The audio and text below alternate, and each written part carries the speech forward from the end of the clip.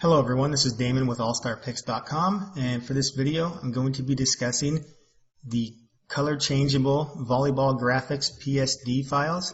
Now what these files are for is to give you high resolution volleyball graphics that you can use in your own PSD designs. Now these are color changeable and you can add shadows as well, which I'm going to show you how to do that in a moment here. Before we start, I'm going to show you here there's 10 different colored balls at different rotations, and there is also 10 different white balls at different rotations. So you get a total of 20 different designs, and each of these comes in a single layer PNG and also a layered PSD file. And the PSD is what you want to use if you're making adjustments, which I have open right now. Before we get into the adjustments, I'm just going to show you the texture on this. This is a very, very high resolution leather type texture, and when you're viewing it at normal size, I mean, it just looks very natural. When you zoom in, it looks all textury, but at normal size it looks very real. And the image size here is 5,000 pixels by 5,000 pixels. It's actually 5,010 because there's 5 pixels of empty space around the ball, but I mean, very, very high resolution. So you're never going to have to worry about these not being large enough, because I doubt you'll ever use 5,000 pixels in your design. You're always going to be scaling these down because they're not going to take up the entire template. So yeah, they're high res and photorealistic. So let's just turn some of these colors on. There's 8 different color adjustment layers,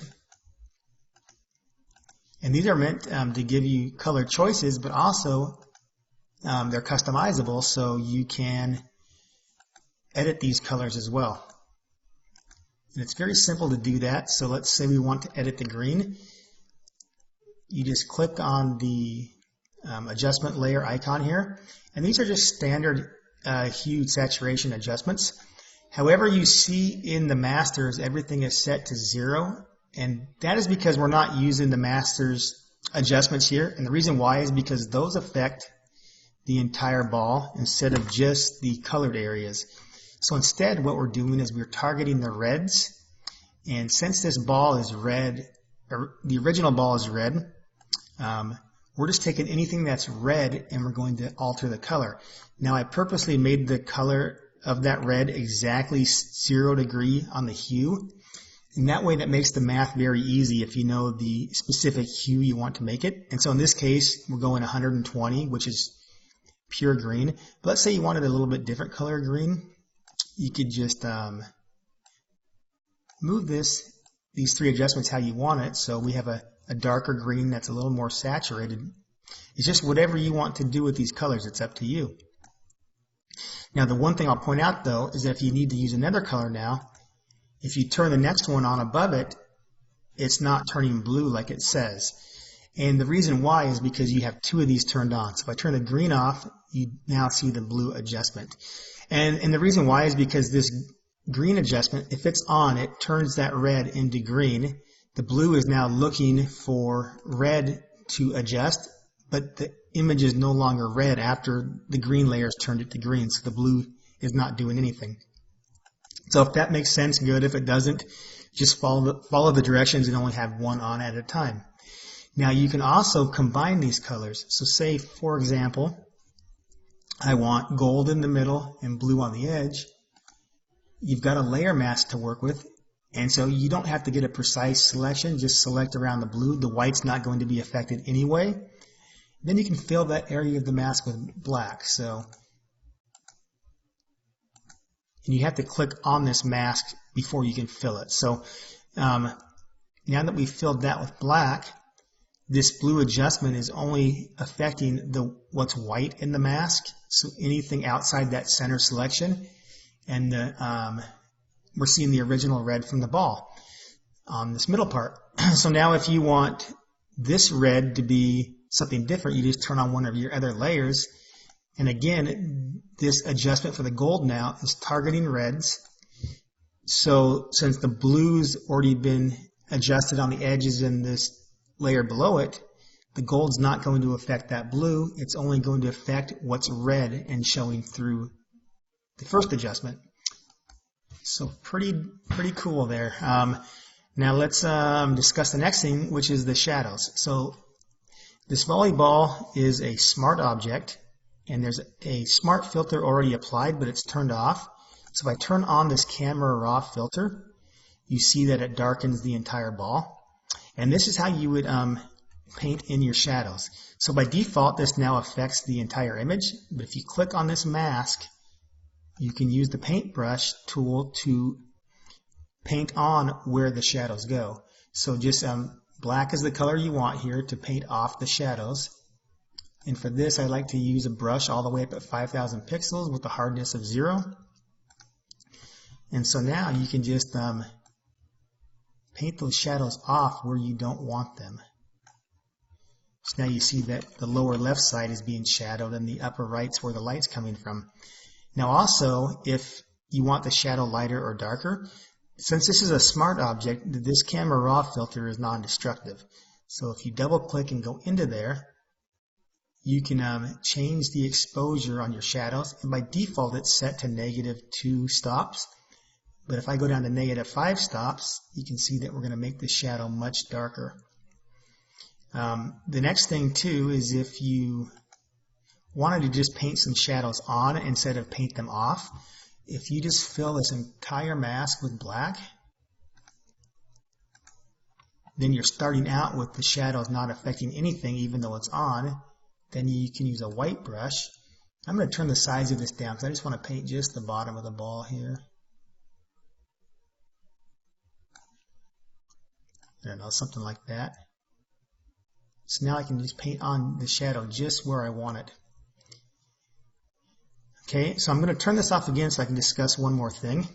If you want to rotate this to get some different angles in these graphics, that's fine. However, you don't want to go all the way over with it. Let me just demonstrate this here.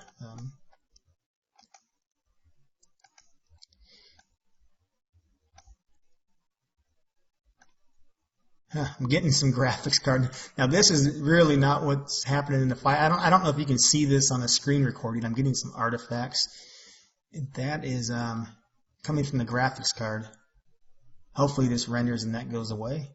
There we go. Not sure if you saw that or not in the screen recording, but yeah, Photoshop's got some graphics display issues. So anyways, you can rotate this a little bit. I'm going to undo that. But if you go all the way 180 degrees on this, let me show you what's going to happen.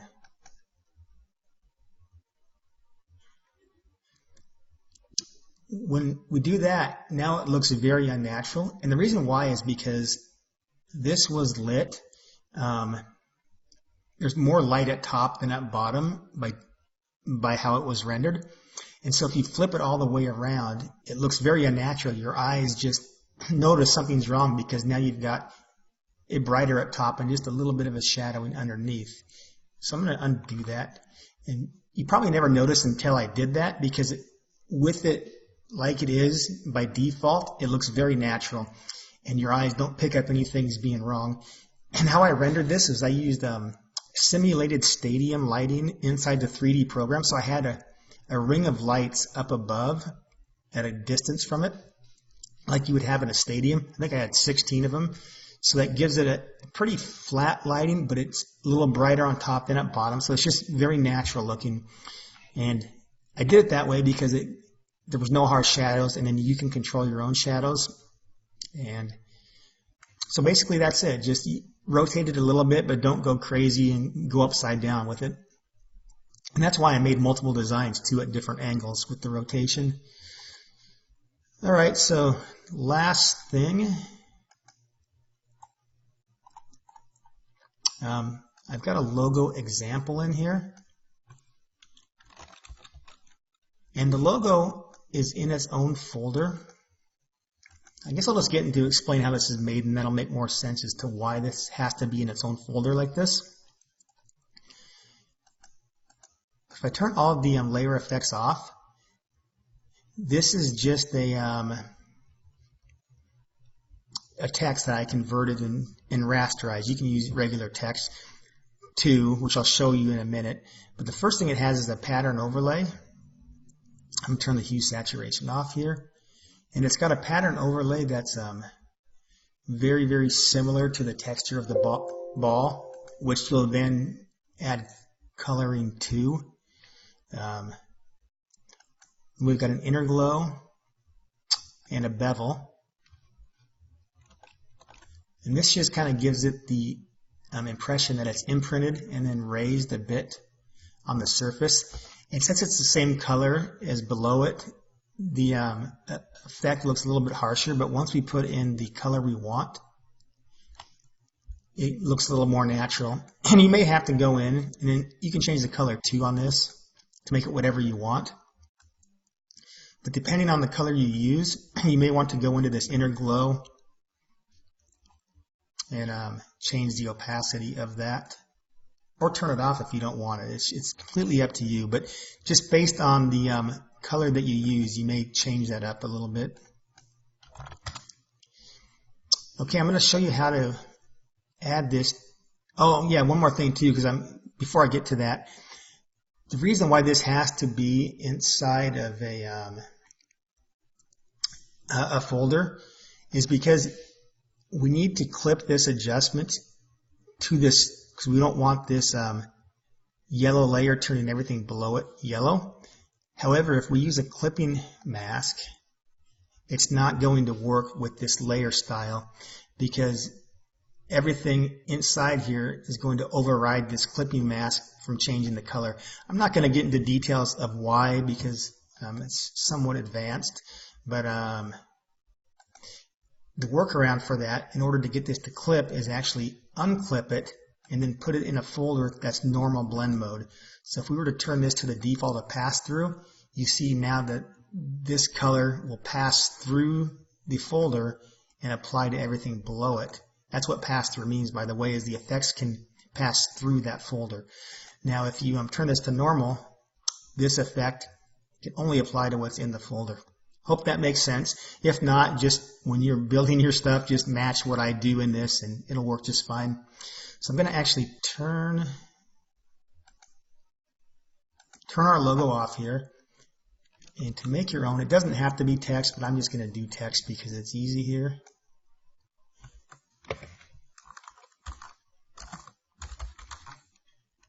Now let's turn this way up.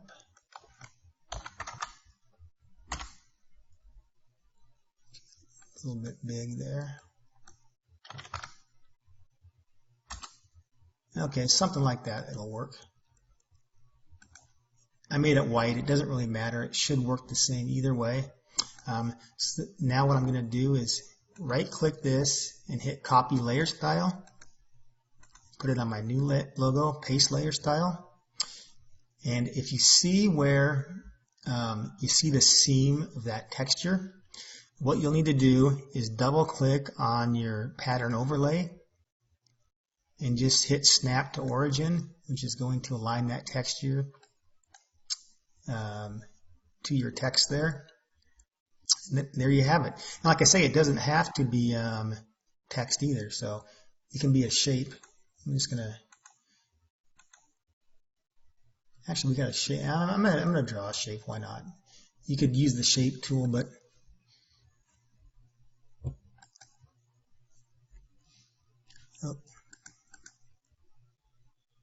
it's been a long day. I'm losing my place here. Okay.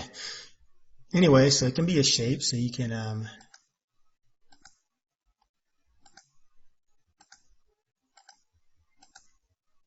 I'm not a good mouse freehand artist, but there we go. We have some sort of star there. So let's just fill it with whatever color. It doesn't matter. 50% gray is what I'll use.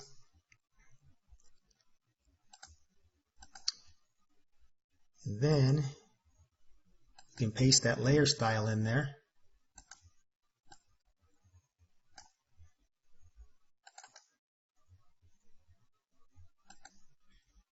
And snap that to the origin. I may go see if I can fix this file so that automatically does that. Anyway, if you see that that pattern seam there, just snap it to the origin and you should be fine, because I made the texture big enough to span pretty much the whole height of that. I never saw that seam the last time I ran it, but in any case, if you do see that, did I cancel that? Here, snap that to the origin again. All right, anyway, that's just an easy way to make your own logos. Just put your shape in there and apply that effect, and you can change that effect up as you see fit. Anyway, that covers everything for these volleyballs. If you're interested at all in this, please be sure to visit our website. That is allstarpics.com.